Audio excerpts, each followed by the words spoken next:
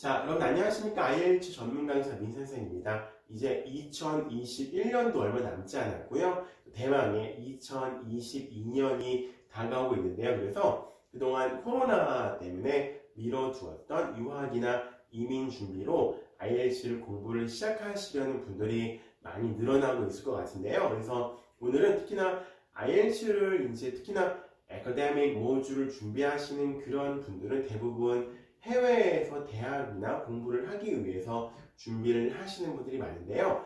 이것도 관심사 중에 하나가 과연 해외에서 대학을 나오면 그 나라에서 취업을 할 수 있는가에 대해서 많이 궁금해 하시는 것 같은데요. 오늘 거기에 대해서 좀 제가 아는 만큼 해서 좀 말씀을 드려보고자 합니다. 먼저 광고 말씀 잠깐 드리면요. 저희 민선생 IELTS 홈페이지가 새롭게 개편을 했습니다. 기존의 좀 홈페이지를 좀 폐쇄하고요. 새로운 홈페이지를 만들어서 이제 좀 오픈한 지 얼마 안 돼서 기존의 것에 비해서는 좀 자료가 덜 올라가 있는데요. 제가 여러 가지 여러분께서 공부에 도움이 되실 만한 그런 여러 가지 자료들을 계속해서 업데이트를 할 거니까요. 그래서 기존에 있었던 www.minIELTS.com으로 들어오셔도 되시고 아니면요. 새로운 주소 IELTS.minteacher.com으로 들어오셔도 들어올 수 있습니다. 그래서 기존의 주소나 새로운 주소 어떤 것도 괜찮으시고요. 제가 아직은 정비 중이라서 좀 자료가 많이 안 올라가 있는데 새로운 자료들 여러분께서 공부하시는데 도움될 만한 자료들요 많이 올려놓도록 할 테니까 많이 방문해서 필요하신 자료들 다운받거나 아니면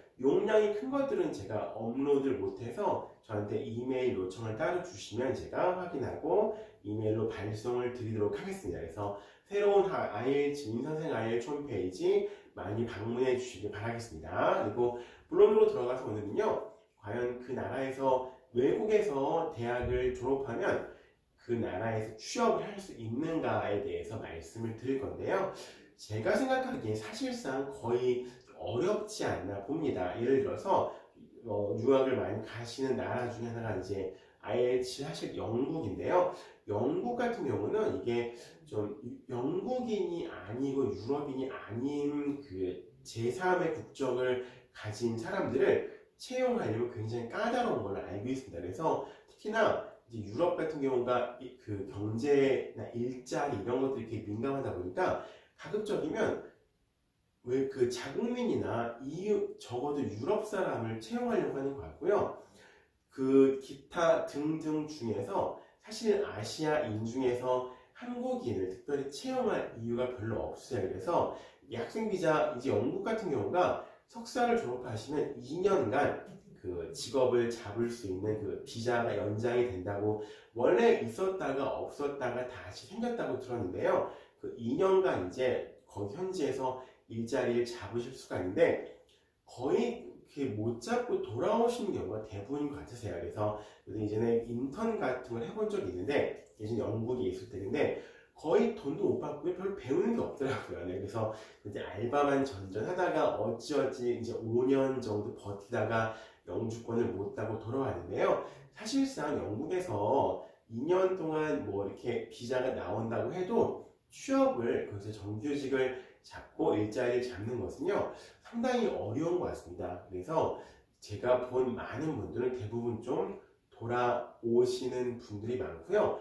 거기서 현지에서 취업한 분들을 봤는데 그런 분들은 대부분 아주 어릴 때부터 가서 거기서 뭐 초등학교, 중학교 이렇게 나오고 대학까지 나온 그런 분들이고 거의 영국화된 그런 분들이 좀 여러분께서 원하시는 스탠다드한 좀 포멀한 직장을 잡는 것 같고요. 거기서 학사나 석사를 했다고 해서 경쟁력이 크게 있어 보이진 않습니다. 그래서 안타깝지만 영국에 이미 유학을 가서 거기서 석사 1년을 했다고 해서요. 내가 굉장히 대단한 걔네가 보기에 우리 회사가 필요한 인재가 되기는 좀 어려운 부분이 있어서 사실상 영국 같은 경우는요. 졸업을 하시고 학사나 석사를 하시고 좀 지내다가 대부분 좀 한국을 리턴 하시는 돌아오신 경우가 대부분인 것 같아가지고요. 좀 영국에서 현지 취업하는 거 거의 좀 어렵지 않을까 하는 생각이 듭니다. 그래서 그리고 이제 호주 같은 경우는 제가 3, 4년 전만 해도요, 이제 호주로 유학 후 이민을 가시려는 분들이 굉장히 많았습니다. 그래서 그 이민을 생각하시는 분들의 거의 한 90%, 95% 이상은요, 그 호주의 테이프 과정이 있죠. 그래서 우리나라 그 컬리지 같이 해가지고요, 테이프 과정, 컬리지 과정을 마치고, 예를 들어서 뭐 자동차 정비라든가 요리라든가 조경이라든가 이런 좀 프랙티컬한 실질적인 그런 약간 좀 이렇게 실용적인 전공하시고 2년 동안 거기서 취업 비자를 받아서 이제 일을 하시고 영주권을 따고 이런 코스로 가기 위해서 이제 호주로 유학 후 이민을 계획하시는 분들이 굉장히 많았고 실제로 이민을 가신 분들이 굉장히 많았는데요. 호주는 요즘에 거의 안 받는다고 들었습니다. 그래서 이제 호주로 유학 후 이민을 준비하시는 분들의 숫자는 급감하고요. 네, 요즘에 거의 어렵다고 들었고 지금은 코로나 때문에 사실상 국경도 많이 막혀 있어가지고요. 호주로 유학 후 앞으로는 어떻게 될지 모르겠습니다. 이제 이민 정책이라는 게 그 나라의 정권에 따라서 바뀌기 때문에 앞으로도 계속 그럴지는 제가 알 수 없지만 현재는 호주는 유학을 가서 이민을 하는 건 굉장히 어렵고요. 많이 안 받는 추세이기 때문에 물론 국경이 풀리긴 했지만 얼마 전까지는요. 호주 자국민도 들어가지 못하게 코로나 때문에 그런 상황이었기 때문에 호주로 유학 후 이민을 하는 것은요. 요즘에는 굉장히 어렵지 않은 생각이 듭니다. 그래서 한 3년 전부터 해서 호주로 준비를 하시는 분들 굉장히 줄어들었고요. 대신 캐나다가 많이 올라가더라고요. 그래서 현재는 이민을 준비하시는 분들 거의 95% 이상은 캐나다를 많이 보시고 준비하시는 것 같으세요. 그래서 원래 캐나다나 호주가 그 땅덩어리 엄청나게 큰데 인구는 굉장히 적죠. 캐나다가 2,500만인가 3,000만, 한국보다 훨씬 적은 인구가 사는 걸로 알고 있습니다. 그 넓은 땅에서. 그래서 이게 기본적으로 이민자 노동력들이 받쳐줘야 사회가 돌아가는 구조라고 알고 있습니다. 그래서 캐나다 같은 경우는 아직도 유학 후 이민을 준비하시는 분들이 굉장히 많은 기회를 잡을 수 있는 그런 나라가 아닌가 생각이 되고요. 그래서 실제로 굉장히 요즘에는 이민이나 유학 후 이민이나 그냥 이민을 준비하시는 분들의 거의 대부분은요 캐나다로 많이 가는 것 같아요. 그래서 캐나다의 그 전문대학 컬리지를 진학해서 거기서 전공을 하시고요. 거기서 이제 이게 취업 연계 과정이 굉장히 잘 돼 있다고 들었습니다. 그래서 거기서 컬리지를 졸업하신 다음에 그 다음에 직업을 잡고요. 2년인가 일을 하면 영주권을 신청할 수 있는 기회를 준다고 합니다. 그래서 만약에 여러분께서 유학하고 이민을 준비하신다면요. 다른 나라들보다 요즘에는 캐나다 컬리지를 알아보셔서 거기서 컬리지 졸업하시고 그 다음에 일을 하다가 영주권에 어플라이하는 그런 좀 루트를 택하시는 것이 더 많은 기회를 가질 수 있지 않을까 생각이 되고요. 이게 좀 주마다 도시마다 다른 걸로 알고 있습니다. 우리가 캐나다 하면 딱 생각나는 도시가 뭐 토론토나 밴쿠버 이런 데인데요. 당연히 대도시는 많은 사람들이 가고 싶어 하기 때문에 IELTS 점수나 이런 거 굉장히 경력 같은 걸 많이 높게 요구합니다. 대신해서 좀 그런 대도시로 바로 가는 건 어려운 반면에 좀 사람 없는 소도시나 이런 다른 주 같은 경우는 상대적으로 쉽게 기회를 얻을 수 있는 것 같습니다. 저번에 공부하시는 분인데 약간 연세가 있으신 어머님이신데요.